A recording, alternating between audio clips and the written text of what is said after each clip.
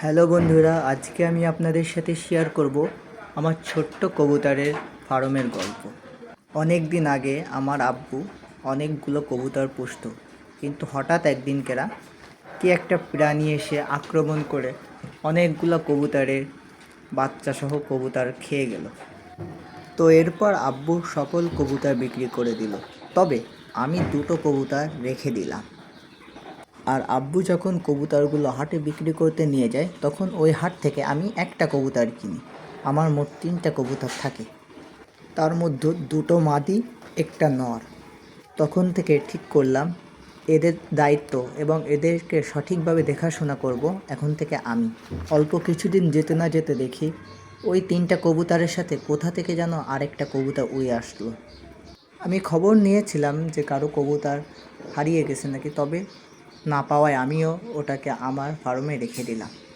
এরপর যত্ন করতে করতে আলহামদুলিল্লাহ অল্প কয়েকদিনের মধ্যে আমার অনেকগুলো কবুতর হয়ে গেল।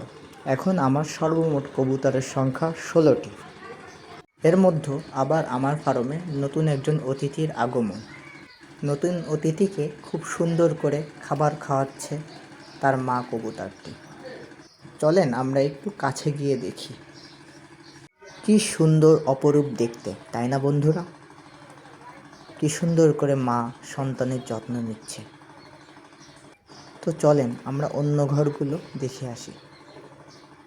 আর এখানে আরেকটি কবুতর 2টি ডিম নিয়ে বসে আছে।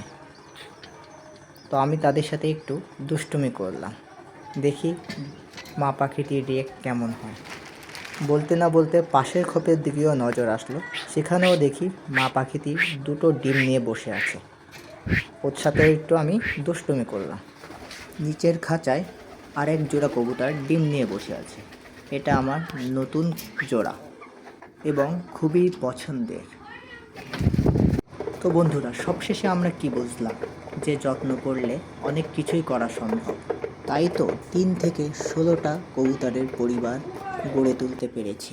তো বন্ধুরা, আজকের ভিডিওটি আপনাদের কাছে কেমন লাগলো তা অবশ্যই কমেন্টে বলতে ভুলবেন না। আর ভিডিওটি ভালো লাগলে অবশ্যই লাইক করবেন এবং চ্যানেলটি সাবস্ক্রাইব করে দেবেন। ধন্যবাদ। তো আজকের মতো এ পর্যন্তই ভিডিওটি। আল্লাহ হাফেজ।